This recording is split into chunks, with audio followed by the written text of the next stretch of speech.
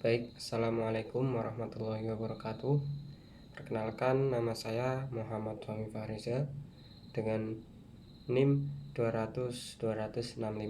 Di sini saya akan menjelaskan tentang atau memaparkan tentang motivasi. Nah, pengertian motivasi. Motivasi adalah suatu dorongan atau usaha yang terwujud dalam suatu perilaku tertentu untuk suatu kebutuhan yang harus dipenuhi, sehingga akan mendapatkan kepuasan dan keberhasilan. Kemudian, konsep motivasi menyatakan bahwa bila mana seseorang sedang mengalami motivasi atau sedang tidak seimbang, artinya dia sedang berada dalam a state of disequilibrium.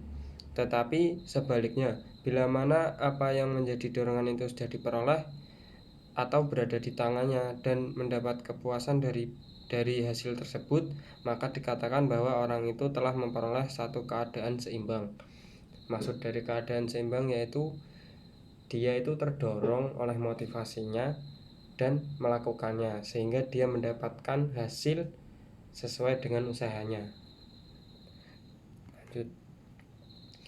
Kemudian di sini ada faktor yang mempengaruhi motivasi seseorang. Jadi terdapat beberapa faktor-faktor yang menyebabkan seseorang itu muncul termotivasi, yaitu faktor intrinsik dan faktor ekstrinsik.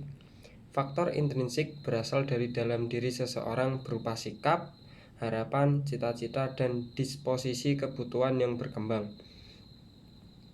Sedangkan faktor eksternal adalah desakan dari luar yang menyebabkan seseorang termotivasi. Nah, di sini faktor intrinsik berasal dari dalam diri seseorang. Nah, ini setiap orang pasti pernah berharap, mempunyai harapan, atau berangan-angan, cita-cita. Nah, itu bisa dijadikan atau bisa membentuk suatu motivasi itu terbentuk. Nah, karena adanya harapan atau cita-cita, maka seseorang akan terdorong atau termotivasi untuk mewujudkan harapan atau cita-cita tersebut. Sedangkan faktor eksternal, desakan dari luar yang menyebabkan seseorang termotivasi itu mungkin ada beberapa. Contoh, kita lagi membutuhkan uang atau kita pengen beli rumah atau apa, itu menurut saya bisa jadi faktor eksternal sendiri. Nah, ketika kita punya kebutuhan, nah itu menurut saya adalah faktor eksternal. Kemudian di sini needs merupakan kebutuhan yang terdapat dalam diri seseorang yang harus dipenuhi. Nah, seseorang itu mempunyai keinginan atau kebutuhan-kebutuhan yang harus atau yang akan berusaha dipenuhi. Ketika kebutuhan tersebut muncul, maka fenomenanya tampak pada dorongan yang menyebabkan seseorang melakukan suatu tindakan, dan akibat dari tindakan tersebut maka tujuannya yakni memuaskan kebutuhan terpenuhi. Dari uraian di atas, maka motivasi merupakan upaya individu dalam memenuhi kebutuhannya. Selama kebutuhan tersebut belum terpenuhi, maka dorongan untuk melakukan suatu itu terus-menerus dilakukan. Nah, di sini ada kesimpulan lain, yaitu bahwa motivasi itu adalah upaya seseorang atau individu untuk memenuhi kebutuhannya. Ketika kita mempunyai kebutuhan untuk dipenuhi, nah di situ motivasi akan muncul, atau bisa disebut juga dorongan untuk memenuhi kebutuhan tersebut. Dan ketika harapan atau cita-cita atau suatu kebutuhan itu belum tercapai, maka dia akan terus-menerus mengejarnya. Kemudian berdasarkan uraian tadi, maka dapat disimpulkan bahwa motivasi adalah dorongan pada diri seseorang untuk melakukan suatu tingkah laku tertentu karena dikehendaki. Kemudian motivasi adalah dorongan yang meliputi jiwa dan jasmani untuk melakukan suatu tindakan tertentu. Motivasi merupakan sesuatu yang menimbulkan semangat atau dorongan kerja. Kemudian motivasi adalah suatu yang melatar belakangi individu untuk berbuat supaya tercapai tujuan yang dikehendakinya. Dan yang terakhir, motivasi adalah suatu proses yang mempunyai tenaga dan tujuan tertentu. Nah, ini adalah kesimpulan dari beberapa pernyataan-pernyataan yang dari halaman awal tadi. Kemudian lanjut, ciri-ciri individu bermotivasi dan berprestasi. Di sini dijelaskan ciri-ciri individu yang bermotivasi dan berprestasi, yaitu self confidence. Yang pertama ada self confidence atau percaya akan kemampuannya diri sendiri. Terus kedua ada originality, mempunyai daya kreativitas yang tinggi, selalu ingin berbuat sesuai dengan aslinya. Dan yang kedua di sini ada originality, yaitu mempunyai daya kreativitas. Kreativitas itu bisa dikatakan dia itu ingin selalu berinovasi, menemukan sesuatu hal-hal yang baru, mencoba suatu hal-hal yang baru. Dan dia itu selalu ingin berbuat sesuai dengan aslinya atau tidak suka diatur-atur. Dia ingin sesuai apa yang dia kehendakinya.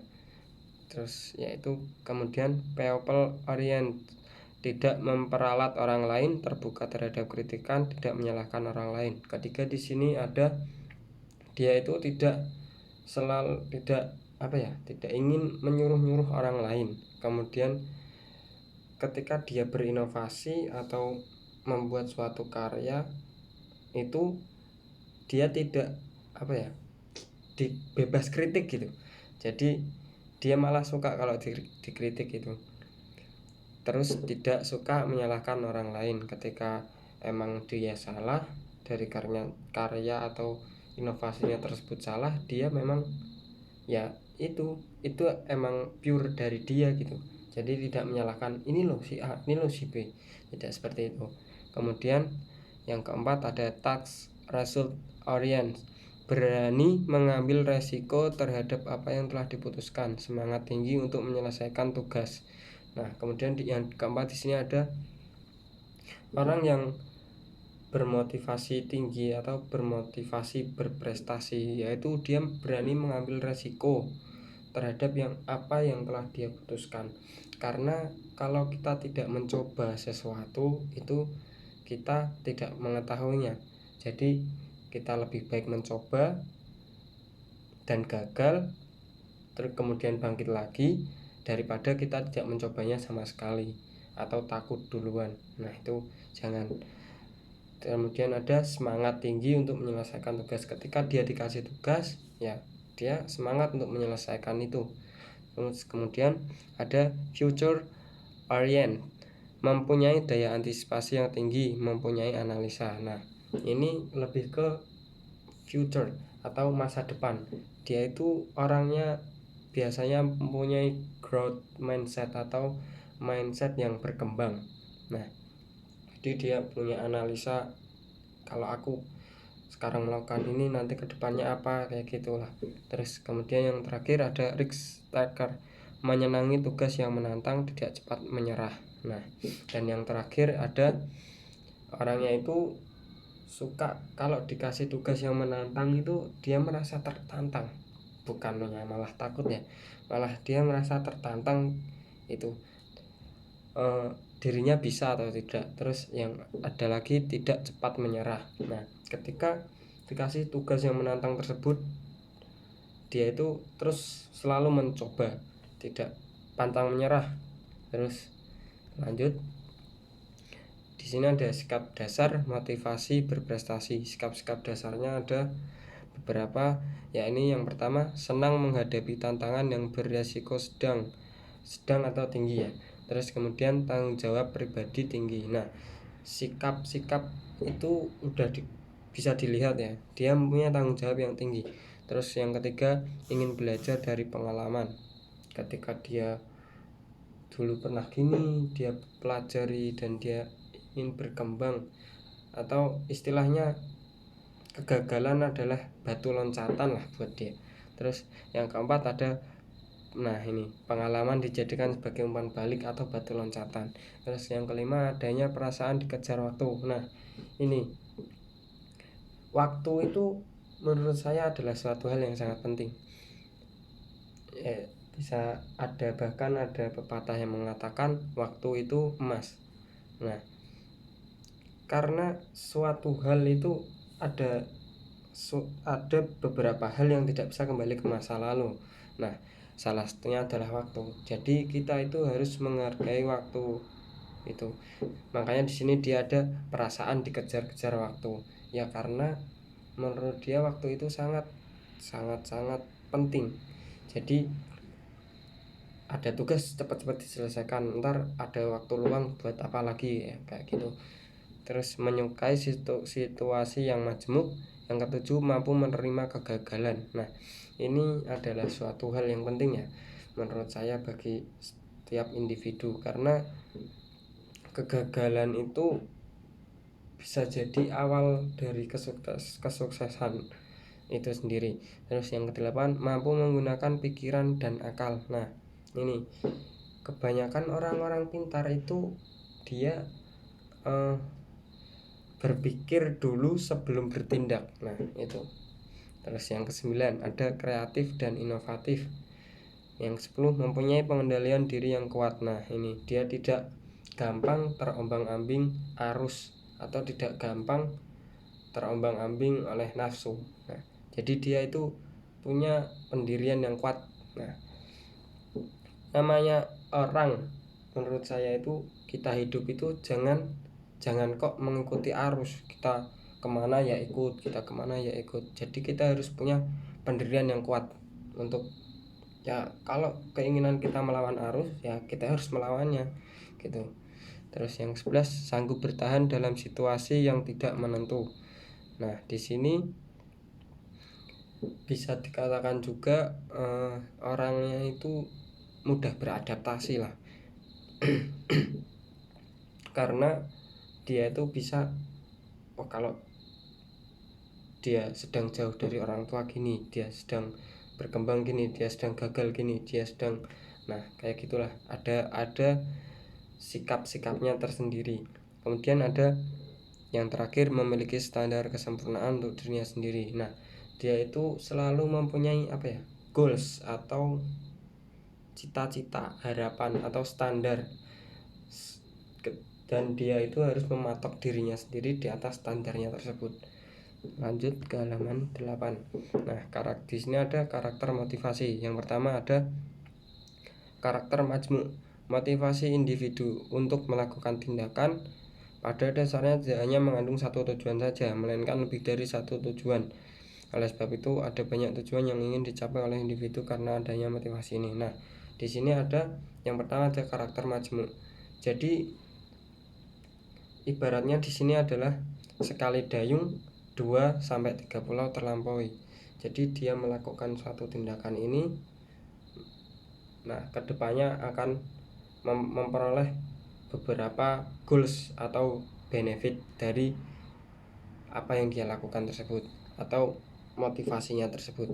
Terus yang kedua, dapat berubah-ubah. Karena adanya keinginan yang bermacam-macam, maka hal ini pun akan berpengaruh terhadap motivasi yang dimiliki oleh individu.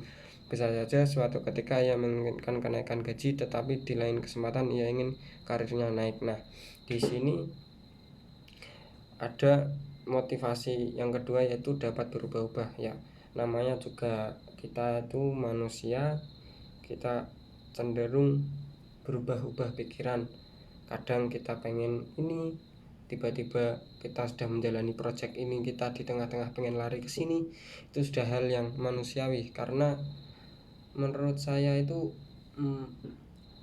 orang itu akan berubah-ubah sesuai dengan pengalaman, sesuai dengan hal yang sudah dialami atau pengalaman, sesuai dengan pola pikir, sesuai dengan kecerdasan. Jadi ketika seseorang di 2012 dia mengatakan ingin kedepannya ingin jadi polisi, kok tiba-tiba di 2015 dia ingin jadi dokter, itu tidak ada yang salah, karena semua orang itu akan berkembang dan berubah-ubah sesuai dengan hal tersebut, sesuai dengan pengalaman lah, sesuai dengan dia sadar akan passionnya ternyata di hal yang lain, atau dia bertambah kepintarannya. Terus yang ketiga, berbeda untuk setiap individu. Pada dasarnya tidak ada persamaan motivasi antara individu yang satu dengan yang lain. Dua individu yang sama-sama melakukan suatu tindakan tertentu bisa saja yang memotivasi tindakan itu tidak sama. Beberapa tidak disadari, ada sementara yang memahami mengapa ia melakukan suatu tindakan. Nah, di sini yang ketiga ada berbeda-beda untuk setiap individu. Kadang ada si A ingin jadi polisi, si B juga ingin jadi polisi, tetapi motivasi dari kedua orang tersebut berbeda. Ada kalanya yang si A itu karena dia ingin terlihat keren di mata keluarganya. Kemudian ada yang di B, dia ingin dia ingin membuktikan bahwa dirinya itu bisa, mampu. Nah, itu kan suatu hal yang berbeda dari kedua hal tersebut. Nah, terus lanjut. Nah, ini yang ke-9 ada faktor penurunan motivasi.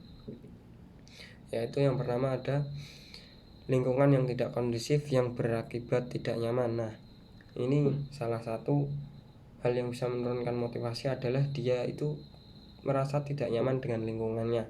Terus jadi ya benar apa yang sudah terjadi, fenomena-fenomena itu, bahwa lingkungan itu sangat berpengaruh terhadap diri kita sendiri. Terus kemudian yang kedua, merasa berada dalam situasi yang menakutkan karena adanya ancaman. Nah, adapun ini karena diancam.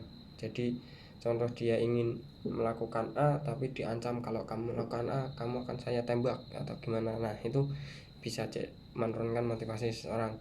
Kemudian yang ketiga ada beban pekerjaan yang melebihi kapasitas. Nah, biasanya orang yang bekerja dan habis kerja udah lelah itu menurut saya dia akan cenderung habis kerja tidur gitu.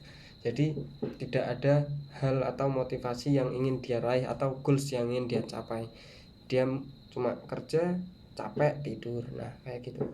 Terus yang keempat, pekerjaan terlalu rutin, tidak ada tantangan. Nah, ini pekerjaannya itu saja, jadi tidak ada tantangannya. Jadi seseorang itu stagnan, tidak berkembang dan tidak menurun tapi stagnan di situ terus. Ya, malah menurut saya itu menurun karena banyak waktu yang terbuang tapi dia tidak bisa growth atau tidak bisa tumbuh. Terus kurang menguasai pekerjaan. Nah, ini kurang menguasai pekerjaan juga bisa menurunkan motivasi. Terus kurang menguasai pekerjaan termasuk prosedurnya maksudnya. Terus yang ketujuh, tidak ada ukuran tentang standar keberhasilan. Jadi dia tidak ada patokan goalsnya. Jadi dia tidak tahu ini dia menurutnya udah berhasil atau belum, ini tidak tahu. Terus kemudian yang ke-8, tidak ada keseimbangan antara reward dan punishment. Ke-9, tidak ada kesempatan untuk mengembangkan skill sehingga menghadapi pekerjaan. Tidak ada kesempatan untuk mengembangkan skill sehingga menghadapi pekerjaan baru menjadi sulit. Nah, terus ke-11, berada di lingkungan kerja yang baru. Kadang kita habis pindah kerja dari pabrik A ke pabrik B atau dari kantor A ke kantor B itu kita cenderung motivasi menurun karena ya satu belum bisa beradaptasi lah, atau kembali lagi ke yang nomor satu, lingkungannya tidak nyaman lah, atau yang lain-lain. Terus mempunyai penilaian bahwa dirinya tidak berarti dalam kelompok. Nah, ini pada suatu saat kerja kelompok dan ternyata dia tidak begitu berefek pada kelompok tersebut, maka ya itu dia akan mental down atau penurunan motivasi lah. Terus tidak memperoleh umpan balik yang membangun, atau dia tidak mendapat feedback yang baik atau gimana gitu, itu juga bisa menurunkan motivasi. Yang ke-14, kurang memperoleh pengarahan dan bimbingan dari atasan. Nah, ini juga bisa, dia ingin berkembang tapi dia tidak ada arahan atau bimbingannya, jadinya kayak bingung gitu. Terus yang ke-15 terakhir, merasa diasingkan oleh teman-temannya. Nah, ini juga kembali lagi ke faktor lingkungan tersebut. Lanjut. Nah, di sini ada teori-teori motivasi. Yang pertama ada teori kebutuhan. Teori ini beranggapan bahwa tindakan manusia pada hakikatnya untuk memenuhi kebutuhannya. Oleh sebab itu, apabila pimpinan ingin memotivasi bawahannya, harus mengetahui apa kebutuhan-kebutuhan bawahannya. Nah, di teori pertama dijelaskan bahwa manusia itu cenderung ya memenuhi kebutuhannya masing-masing. Nah, itu juga bisa memacu motivasi seseorang atau bahkan ini juga bisa menjadi strategi untuk pimpinan untuk itu mengetahui kebutuhan bawahannya sehingga bawahan-bawahan tersebut itu bisa termotivasi untuk bekerja. Terus yang kedua ada teori motivasi instrumental.